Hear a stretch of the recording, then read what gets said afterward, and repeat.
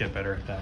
Yep. Well, we got to keep going with it, right? It's all, as always, try to identify what's going on. So and put some specific work in addressing those things. So as I feel in a lot of ways we're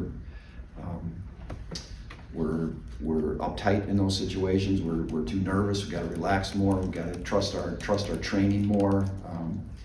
Take confidence in the fact that we got a lot of guys that play a lot of football, been in those situations before and been successful. So I don't want it to become a thing. And our level of execution just hasn't been what it needs to be in some of those clutch moments. It's not every down. It's clutch moments. So got to make good decisions when decisions are required, and so we can.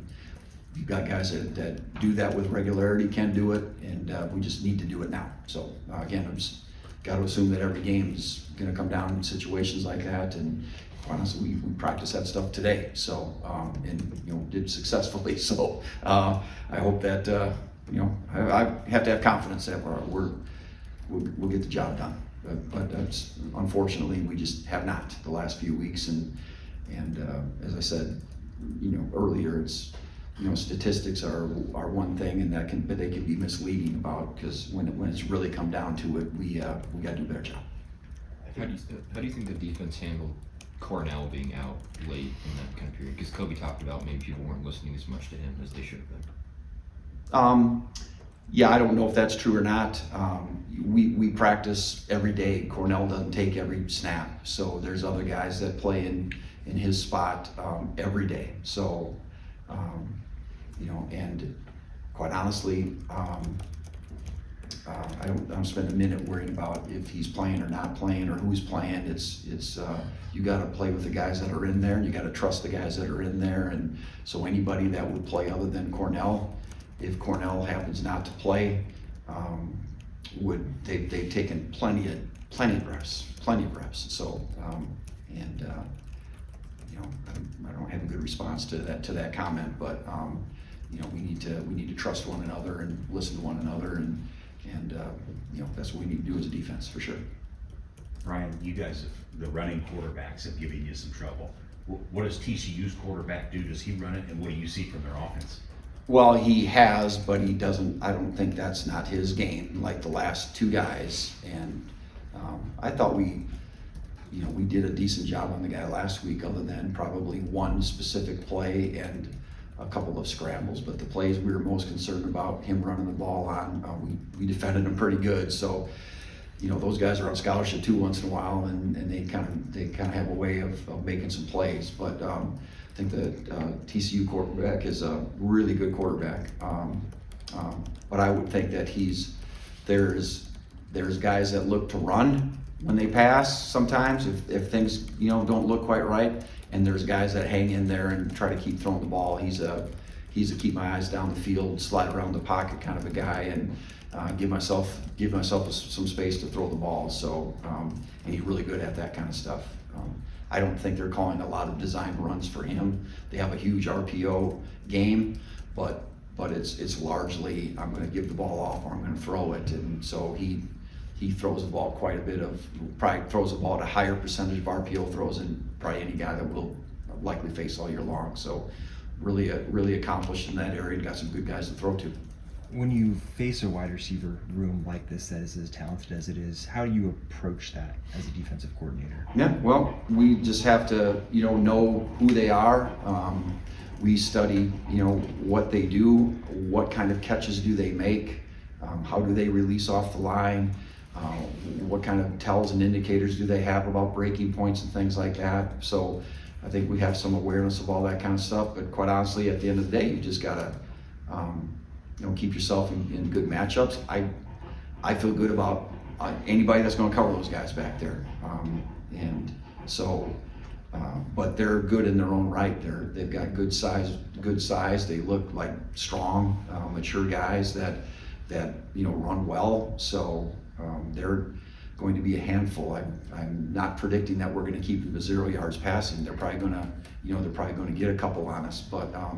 We got to hang in there, and what I think they do is just such a really good job of just keep moving to open windows and the quarter, they're just in sync on some of those things, and you feel like guys are covered and they just keep moving and they throw it to spots that throw it to grass, and guys move into those spots, so they really do a good job in that area, and we've certainly got our work cut out for us because they're a pretty good crew. How have you felt about the play of your secondary to this point in the season? I think we can play better. I think we've done, a decent job. I sometimes feel like it's not every guy, every game just yet, so I don't know that we've all together just put our best performance forward. Our A players got to get A's when it's test time, and counting on those guys, and they know they have high expectations of themselves. So I'm not disappointed in any of those guys at all.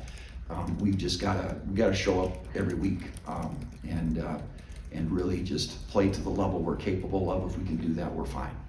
And so I'm confident this can be the week that, like I said, that you feel like everybody's getting an A this week. That's what we need. How did you spend the weather delay? Our defense, or Yeah, just you personally. me personally, well, I got down to the locker room and we really talked to each position group.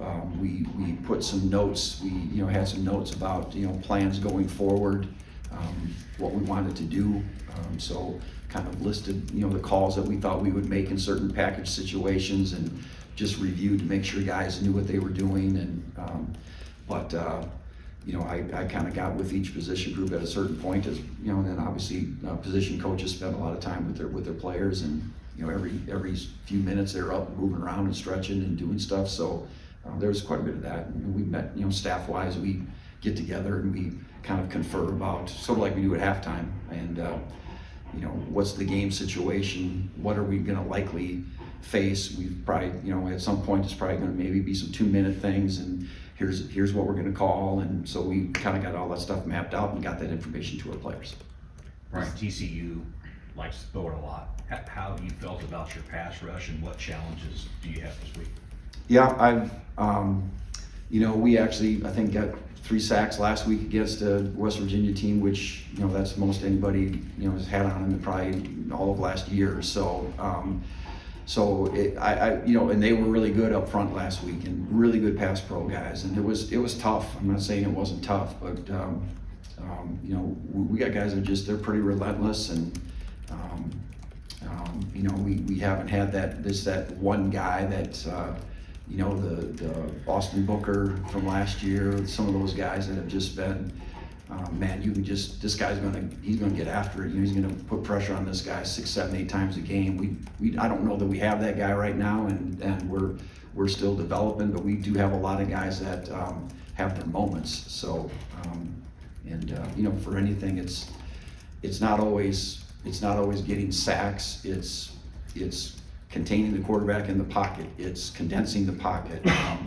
It's making him throw before he's, making him uncomfortable and making him throw before he's ready to throw. So we've got to look at everything, and I don't want to have to send a maximum pressure every time, and this is the only way that we're going to get to him, because those don't always work either, and then you're kind of left holding the bag on the back end sometimes. So we got to pick our spots with things that we do.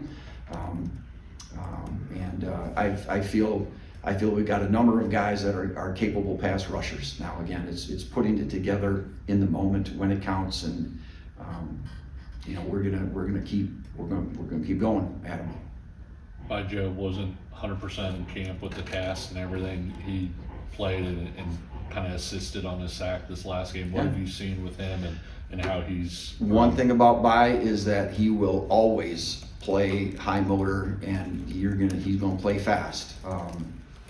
And I don't mean this in a bad way for him, but right, wrong, or otherwise, he's gonna go fast. So he's still learning, and really learning, because he did, that did set it back a little bit. So we're trying to kind of pick our spots a little bit, get him some playing time, and see how he responds. I thought, like I said, he played really hard last week, and just by doing that, when you're long and athletic and twitchy, and you play at full tilt all the time, you're gonna make some things happen. And he was able to do that on quite honestly on a couple different plays. Did a really good job. So I was really proud of him. And man, he's in the office every afternoon, you know, getting extra work and trying to find, trying to just learn more. And so he's certainly putting in the time, and I think it's, it'll just keep paying off as we go.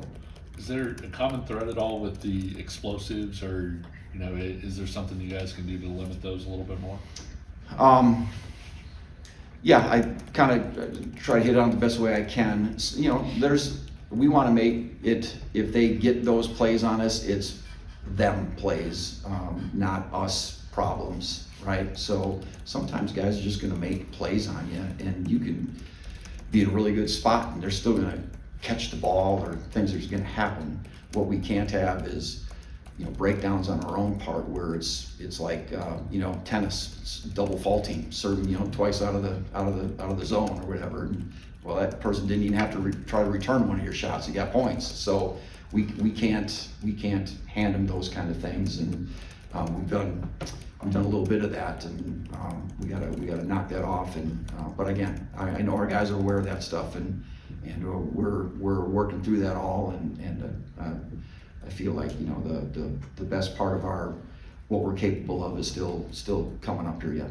I think the last few weeks you guys kind of struggled in the end of first halves. Is there anything you're seeing during that time? End of first halves, same thing. It's a 2 minute situation, and I think there's been times where all of a sudden you gotta go out there suddenly and respond to something. And I think a lot of times we've had pretty good responses this year. We just haven't always had them at that particular moment again. So end of half, end of game, we've got to do a better job there. So again, it's not just talking about it, we're actually like working on that. We're creating scenarios and situations, and making guys go out there and practice through that. Hey, here's the deal, and there's this amount of seconds left, and here's where the ball is, and we're actually physically rehearsing those things and doing a successful job of it, so that guys, hey man, we've been in this situation before, we've come out on the good end. So that's primarily what we're trying to do. Anything else for Coach Borland? Thanks, everyone. Just goes. Okay. Yep.